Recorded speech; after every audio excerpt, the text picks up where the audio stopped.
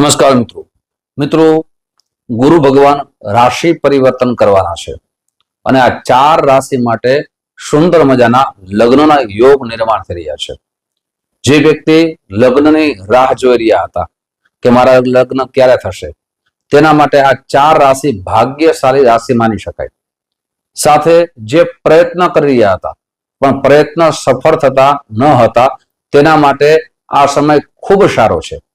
જેની વાતચીત ચાલુ હતી પણ એમાં વિઘ્નો આવતા હતા, એ વિઘ્નો અવશ્ય દૂર થશે. ક્યારે? તો કે 18 ઓક્ટોબરથી બૃહસ્પતિ એટલે ગુરુદેવ રાશિ પરિવર્તન કરશે અને બૃહસ્પતિને લગ્નના કારક દેવ માનવામાં આવે છે. શુક્ર પણ જે લગ્નના કારક દેવ માનવામાં આવે છે. જ્યારે ગુરુદેવ પોતાની જ રાશિમાં આવશે, કર્ક રાશિમાં આવશે અને કર્ક રાશિમાં આવે એટલે આ ચાર રાશિ માટે ખૂબ લાભકારી લગ્નના યોગ નિર્માણ થઈ રહ્યા છે. સાથે આ ચાર રાશિ કેવળ પ્રયત્ન કરવાનો છે, આપણો પ્રયત્ન સફળ થશે. સાથે એક નાનકડો ઉપાય પણ બતાવીશ. આપના લગ્નમાં કોઈ પણ પ્રકારના વિઘ્નો આવતા હોય તો આ નાનો ઉપાય અવશ્ય કરજો, જેનાથી આપના જે લગ્નમાં કોઈ પણ રીતે વિઘ્નો આવે છે દૂર થઈ શકે. હવે 5 ડિસેમ્બર સુધી બૃહસ્પતિ છે એ કર્ક રાશિમાં રહેશે. 47 દિવસ તમારા માટે ખૂબ ઉત્તમ દિવસો કહી શકાય. આપના પ્રયત્નો સફળ થઈ શકે. સાથે મિત્રો પહેલા આપને ઉપાય બતાવું.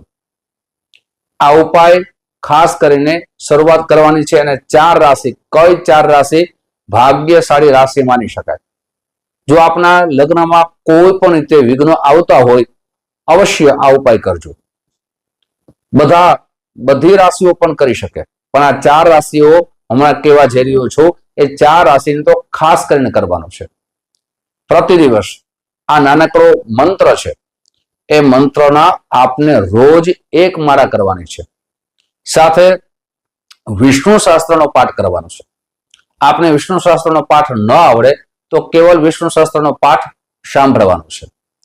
આપણે જેટલા પણ તુલસીના પત્રો મળે એ વિષ્ણુ ભગવાનના ચરણોમાં અર્પણ કરવાના છે. જ્યારે પણ આપ તુલસીના પત્રો અર્પણ કરો ત્યારે એ તુલસીના પત્રો ચંદનવાળા, પીળા ચંદનવાળા અવશ્ય કરવા જોઈએ. આપના આ 47 દિવસમાં પ્રયત્ન કરશો, અવશ્ય સફળ થશો. મંત્ર પણ ગુરુ ભગવાનનો નાનકડો બીજ મંત્ર કહી શકાય. ઓમ ગ્રામ ગ્રીમ ગ્રોમ શહ બૃહસ્પતયે નમઃ. આ મંત્રને રોજ પ્રતિ દિવસ આપને એક માળા કરવાની છે. સાથે ગુરુવારના દિવસે પીળા રંગનો વધારે ઉપયોગ કરવાનો છે અને પીળા રંગની વસ્તુનું દાન આપની યથાશક્તિ કરવાનું છે. મિત્રો આ ચાર રાશિની વાત કરું તે પહેલા એક નમ્ર પ્રાર્થના છે. મારા નવા મિત્રો આ વિડીયો જોઈ રહ્યા છો, મિત્રો આ વિડીયો તમને ગમે તો જરૂર ને જરૂર લાઈક કરજો. સાથે તમારા મિત્રોમાં ખૂબ શેર કરજો. હવે તો એક નવું બટન આવ્યું છે હાઈપનું, એ પણ અવશ્ય દબાવજો, જેનાથી આવી સુંદર માહિતી બધાને વધારે પ્રાપ્ત થઈ શકે. મિત્રો જે પણ આપણે ચર્ચા કરીએ છીએ એ ચંદ્ર રાશિના આધાર ઉપર કરીએ છીએ. આપણે આપની જન્મ કુંડળી બતાવ્યું હોય તો આ નંબર દેવામાં આવ્યા છે. આ નંબરમાં આપ સંપર્ક સાધી શકો છો. સંપર્ક કરવાનો સમય સવારે 10 વાગ્યાથી લઈ બપોરના 1 વાગ્યા સુધી છે, સાંજે 5 વાગ્યાથી લઈ અને રાત્રે 9 વાગ્યા સુધી છે. મિત્રો ઓનલાઈન જન્મ કુંડળી બતાવ્યું હોય તો તમારું નામ, જન્મ તારીખ, જન્મ સમય, જન્મ સ્થળ અને સુનિશ્ચિત દક્ષિણા આપ મોકલી આપશો એટલે આપની કુંડળી વિશે ચર્ચા કરવામાં આવશે. સાથે કુંડળીના જે પણ શાસ્ત્રોક્ત ઉપાય હશે આપને કહેવામાં આવશે. મિત્રો હવે આ ચાર રાશિ કઈ ભાગ્યશાળી રાશિ છે? તો સૌથી પહેલી ભાગ્યશાળી રાશિ છે જેમાં બૃહસ્પતિ રાશિ પરિવર્તન કરી રહ્યા છે, એ છે કર્ક રાશિ. કર્ક રાશિ પ્રથમ ભાવમાં આવશે, જ્યાંથી સપ્તમ દ્રષ્ટિ 7મા ભાવમાં પડશે અને 7મો ભાવ છે એ લગ્નનો ભાવ માનવામાં આવે છે, પાર્ટનરશિપનો ભાવ માનવામાં આવે છે.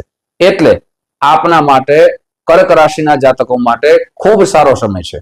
પ્રયત્નો તો આપને જ કરવો પડશે, એ પ્રયત્ન સફળ પણ થશે. પણ મિત્રો એક વાત યાદ રાખજો કે આપની જન્મકુંડળીમાં બૃહસ્પતિ સાનુકૂળતા હશે, પ્રબળ હશે, ઉચ્ચના હશે તો આપનો ખૂબ સારો સમય કહી શકાય. પણ જો આપણી જન્મ કુંડળીમાં ગુરુદેવ નીચના હશે, પાપ ગ્રહોની દ્રષ્ટિ હશે, તો આપને એ વિધિ વિધાન કરાવશું, જેનાથી આપના લગ્નમાં જ્યાં વિઘ્નો આવે છે એ દૂર થઈ શકે. હવે બીજી રાશિ છે, તે પણ ભાગ્યશાળી રાશિ માની શકાય, એના પણ ઉત્તમ લગ્નના યોગ બને છે. એ રાશિ છે વૃષભ રાશિ. તેના માટે ખૂબ સારો સમય આવી રહ્યો છે.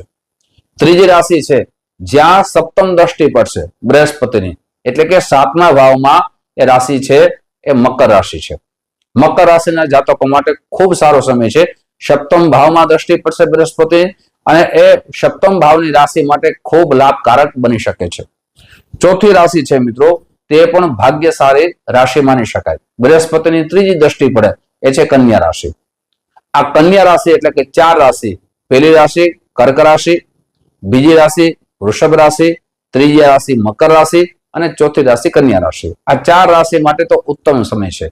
મિત્રો, આવી જ માહિતી તમારી સમક્ષ મૂકતો રહીશ. આપ જે પ્રેમ આપો છો એ પ્રેમ બદલ આપ સૌનો હૃદયથી ખૂબ ખૂબ આભાર વ્યક્ત કરું છું. ફરીથી મળશું. જય શ્રી કૃષ્ણ.